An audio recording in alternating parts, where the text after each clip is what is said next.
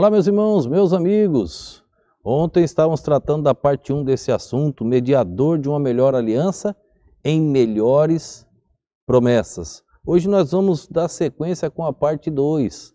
Dividimos em 2 para não ficar cansativo demais para aqueles que têm nos assistido, nos acompanhado aí nas redes sociais, tanto nas nossas meditações escritas diárias, quanto nas mensagens que a gente tem enviado. Estamos tentando fazer mensagens de menos de 15 minutos, todas elas, algumas de 5, algumas de 8, no máximo 15 aí, uma ou outra ultrapassa um pouquinho, porque a gente não pode dividir o assunto. Então hoje eu vou ler novamente o texto, capítulo 8, no versículo de número 6, é a sequência do capítulo 6, ele está explicando, a conclusão vai chegar no capítulo 10, vá acompanhando, você vai ver a conclusão no capítulo 10, como a sentença é pesada para aqueles crentes de nome do capítulo de número 6. Diz assim, Romanos capítulo 8, verso 6. Mas agora alcançou ele ministério tanto mais excelente, quanto é mediador de uma melhor aliança, que está confirmada em melhores promessas. Já vimos anteriormente esses dias melhor aliança, ele continua repetindo uma melhor aliança. Ontem nós vimos Jeremias, vamos repetir hoje, capítulo 31, do verso 31 até o verso 34, que essa sequência aqui do capítulo 9, 10, 11 e 12 aqui, é o texto de Jeremias. O autor buscou no velho pacto resposta para os seus argumentos. O próprio Jeremias, lá no Velho Testamento, ele já anunciou uma nova aliança, um novo pacto com a casa de Israel, com a casa de Judá, porque aquele velho pacto não era suficiente para relevar o homem de volta ao Criador. E aqui ele diz, mediador. Eu repito, que já tratei várias vezes, Jesus não é um mediador, Jesus é o mediador. Ele é o único mediador entre Deus e o homem, único.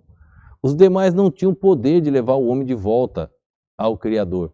E Jesus agora ele é mediador de uma nova, uma melhor aliança. Baseada em quê? Em melhores e maiores promessas.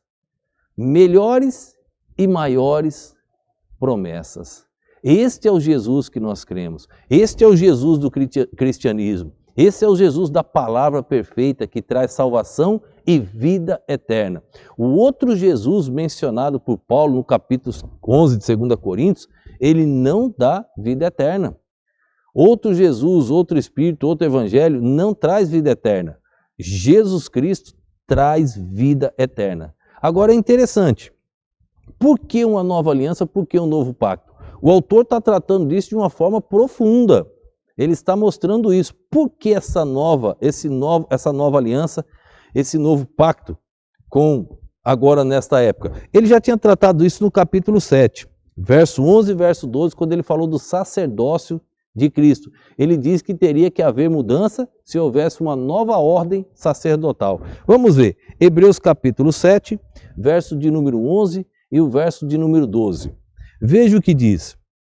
De sorte que, se a perfeição fosse pelo sacerdócio levítico, olhe, se a perfeição fosse pelo sacerdócio levítico, a perfeição é pelo sacerdócio de Cristo. Porque sobre ele o povo recebeu a lei.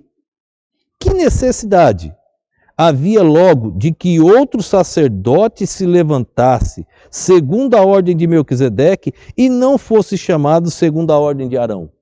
Se havia perfeição no sacerdócio de Levítico, por que se levantar outro sacerdote? Por que outra ordem sacerdotal segundo a ordem de Melquisedeque e não segundo a ordem de Arão? Porque aquele sacerdócio era fraco, fracos, homens que morriam, homens pecadores. Eles tinham que oferecer o sacrifício por eles mesmos.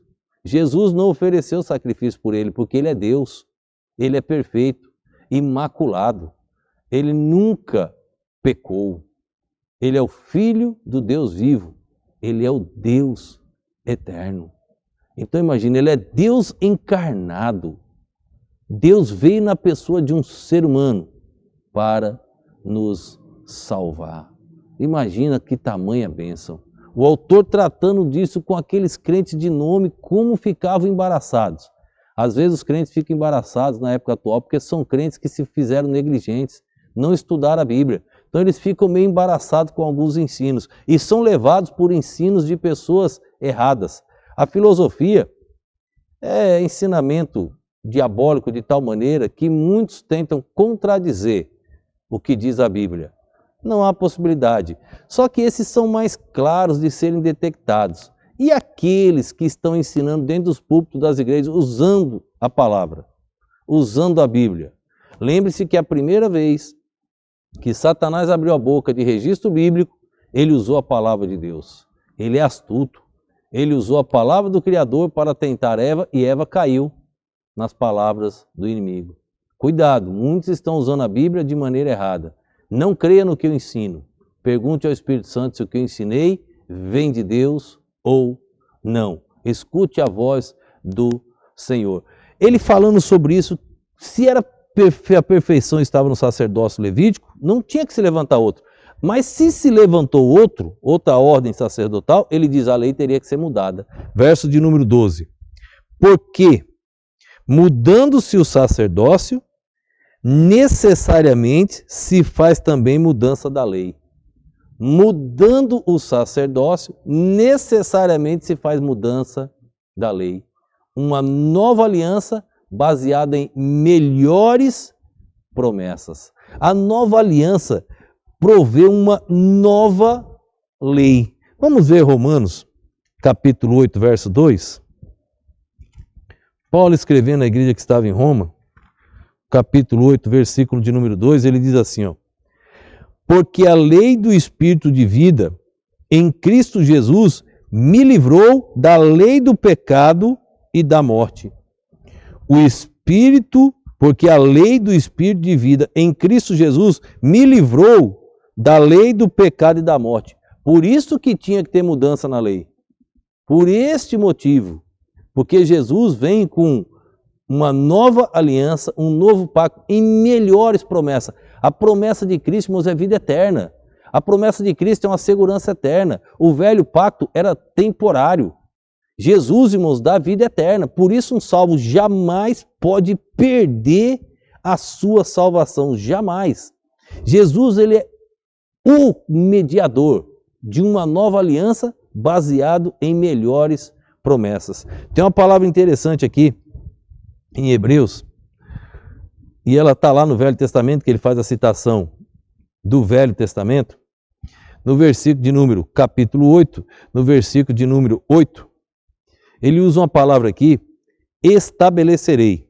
No finalzinho do verso ele diz assim, em que com a casa de Israel e com a casa de Judá estabelecerei. A palavra em grego, antelesso, significa realizarei, aperfeiçoamento. Essa palavra em si no grego, ela está ligada à perfeição. Estabelecerei, algo eterno, algo perpétuo, como o autor vem tratando em todos os versículos anteriores. Só que esse é o texto de Jeremias capítulo 31, do 31 ao 34, que é o que ele vai usar aqui do verso 8, 9, 10 e 11. O capítulo 31, que já era um pacto lá do Velho Testamento. No hebraico, esta palavra aparece assim, diatitemi. Tem o mesmo significado, fazer, formar e etc. Só que no Velho Testamento, ela não tem a conotação de perfeição, de perpetuidade. Por que não? Porque no Velho Testamento ele estava apontando para o novo pacto. Não era o novo pacto, era o velho. A mesma palavra, só que no novo agora ela vem com a conotação de perfeição, de perpetuidade, eternidade, que é tudo que Jesus nos deu, vida eterna. Jamais um salvo poderá perder a sua salvação. E concluindo o capítulo 8 aqui, no versículo de número 13, diz assim, ó, dizendo, nova aliança, envelheceu a primeira, ora, o que foi tornado velho e se envelhece, perto está de acabar. Os que defendem o velho pacto estão encrencados, porque, olha novamente, verso 13, dizendo, nova aliança, envelheceu a primeira, ora, o que foi tornado velho e se envelhece, perto está de acabar. Não tinha como ficar os dois pactos. Uma aliança teria que derrubar a outra. É o que aconteceu aqui agora. Tudo no velho pacto era simbólico, cópia, sombra daquilo que viria. O novo pacto não é eterno. Hoje Jesus nos deu vida eterna. Todo aquele que crê em mim tem a vida eterna. No presente tem a vida eterna. Não terá vida eterna, ele tem vida eterna. Mostrando tudo isso aos crentes de nome do capítulo 6. Ele tratando de um assunto profundo. Na época atual, irmãos, nós precisamos tratar sobre salvação, sabe com quem? Com os crentes. Porque na maioria das igrejas, eu vi uma mensagem na internet e o pastor, ele citou o seguinte, que os crentes dos últimos 40 anos, 30, 40 anos, eles correm um grande risco de não serem salvos. Porque o evangelho que eles ouviram era um evangelho barato, era um evangelho da emoção. Isso é muito sério.